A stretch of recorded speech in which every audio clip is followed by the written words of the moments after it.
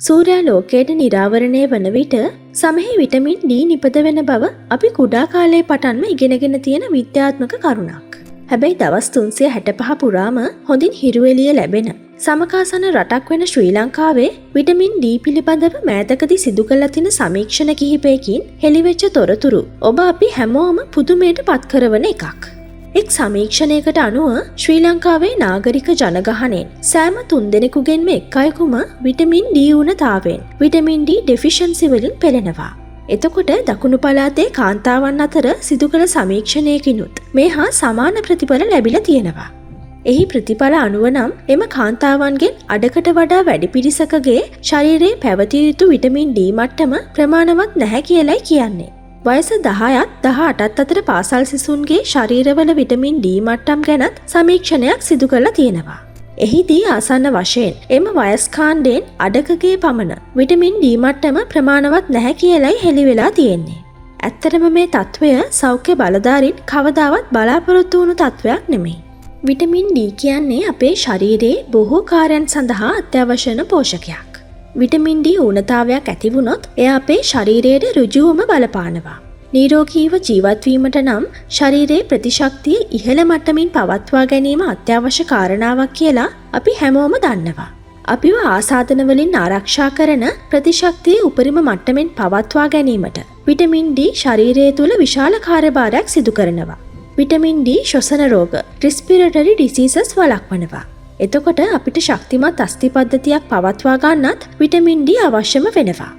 මාංශ පේශීවල මෙන්ම මොළයේ ක්‍රියාකාරීත්වයටත් vitamin D වැදගත් වෙනවා. කෙටියෙන්ම කිව්වොතින් සෞඛ්‍ය සම්පන්න ක්‍රියාශීලී ජීවිතයකට විටමින් D කියන්නේ නැතුවම බැරි දෙයක්. ඉතින් මේ විදිහට ඊටා වැදගත් පෝෂකයක් ජනගහනයෙන් වැඩි පිරිසකට උණවීම කියන්නේ අපිට නොසලකා හැරිය නොහැකි ඊටාම බරපතල තත්වයක්. දැන් අපි බලමු විටමින් D ලබාගත හැකි ප්‍රධාන ආකාර 7ක් සහ ඒවා ඔබේ දෛනික ආහාර වේලට එකතු කරගන්න පුළුවන් ආකාරය ගැන. සන්ධි වේදනාවට සමුදී ජීවිතය විඳින්න 90%කට වඩා පාරිභෝගික පැසසුම් ලැබූ විද්‍යාත්මක විසඳුම ඕතෝ ෂීල්ඩ්.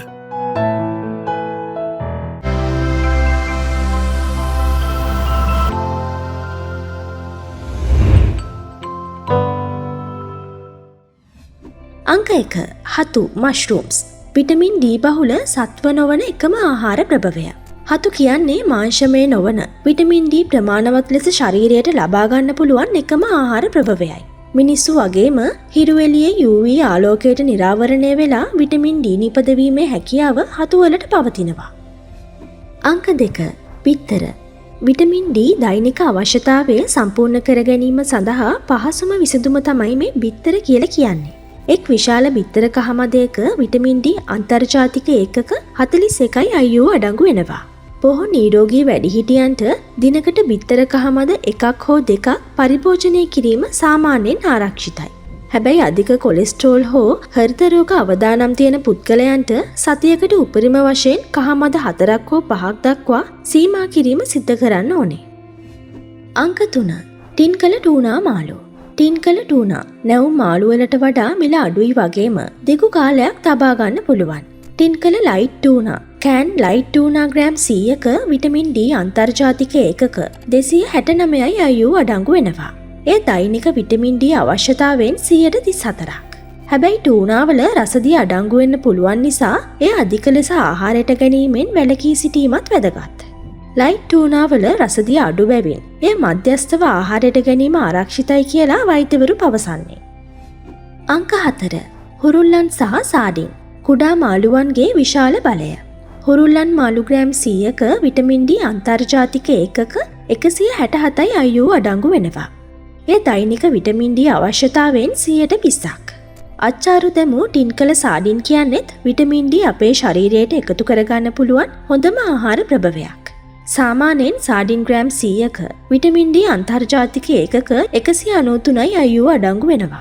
ඒ දෛනික විටමින් D අවශ්‍යතාවයෙන් 124ක්. මීට අමතරව සාලයා බෝල්ලු වගේ මාළු අනුභව කිරීමෙනුත් අපේ ශරීරයට විටමින් D එකතු කරගන්න පුළුවන්. අංක 5 තෙල් සහිත මාළු ෆැටි ෆිෂ් විටමින් D වල රජු. සැමන් මසුන් කියන්නේ විටමින් D සඳහා ඇති හොඳම ආහාර ප්‍රභවයන්ගෙන් එකක්.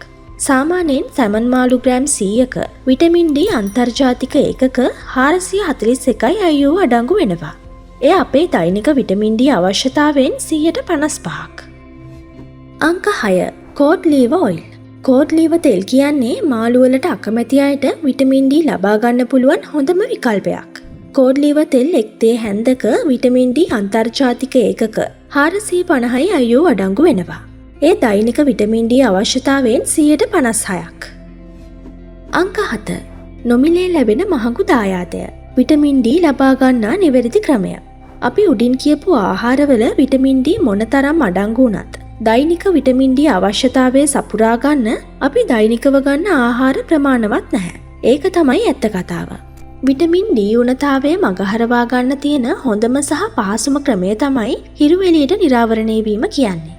මේ සඳහා එදිනෙදා භාවිතා කරන සාමාන්‍ය ඇඳුමකින් සැරසිලා උදෑසන 11ත් සවස 3ත් අතර පැයක කාලයක් කඩින් කඩ හෝ හිරු එළියට නිරාවරණය වීම පමණයි ඔබට සිදු කළ යුතු වෙන්නේ. හිරු එළියෙන් විටමින් D ලබා ගන්නා මේ ක්‍රියාවලියේදී සන්ස්ක්‍රීන් ආලේප කිරීම නොකළ යුතුයි. ශරීරයට අවශ්‍ය සම්පූර්ණ විටමින් D ප්‍රමාණය නිපදවා ගන්න නම් මේ ක්‍රියාවලිය දිනපතාම සිදු කළ යුතුයි. මේ හිරු එළියට නිරාවරණය වන කාලය අතරතුර ඔබට පුළුවන් ව්‍යායාම, ගෙවතු වගාව හෝ වෙනත් ඕනෑම ඔබ කැමති කටයුත්තක යෙදෙන්න. ඒ වගේම ආර්ථික වශයෙන්ුත් අපි හැමෝටම අමාරු මේ කාලේ හිරු එළිය ඔස්සේ නොමිලේ ලැබෙන මේ මහඟු දායාදය ඔබේ සෞඛ්‍ය ආරක්ෂා කර ගැනීමට තියෙන ඊටාම වැදගත් සහ කාලීනම විකල්පයක්. සමේ රෝගී තත්වයක් නිසා ඔබට හිරු එළියට නිරාවරණය නොවන ලෙස වෛද්‍ය උපදෙස් ලැබිලා තියෙනවා නම් අපි උඩින් කියපු ක්‍රමය ඔබට සුදුසු වෙන්නේ නැහැ. ඔබ යම් රෝගයක් සඳහා දිගුකාලීනව ඖෂධ ලබා ගන්න කෙනෙක් නම් හිරු එළියට නිරාවරණය වීමේදී ගැටලු තියෙනවද කියලා ඔබේ වෛද්‍යවරයාගෙන් කල්ැතුව විමසා දැනුවත් වෙන්න. ඒ වගේම යම් හේකින් හිරු එළියට නිරාවරණය වීමේදී යම් අපහසුතාවයක්, ඒ කියන්නේ සම රතු වීම, වේදනාව වගේ දේවල් ඇති වෙනවා නම් මේ වැඩේ කරන්න එපා. වහාම වෛද්‍ය උපදෙස් ලබා ගන්න. ඉතින් මිත්‍රවරුනි, අපිට නොමිලේ ලැබෙන මේ මහඟු දායාදය අපතේ නොහැර භාවිතා කිරීමෙන් අභියෝග හමුවේ තවත් සවිමත් වෙමින් නිරෝගීමත් සහ ශක්තිමත් පුරවැසියන් බවට පත්වෙන්නට ඔබටත් හැකි වේවි.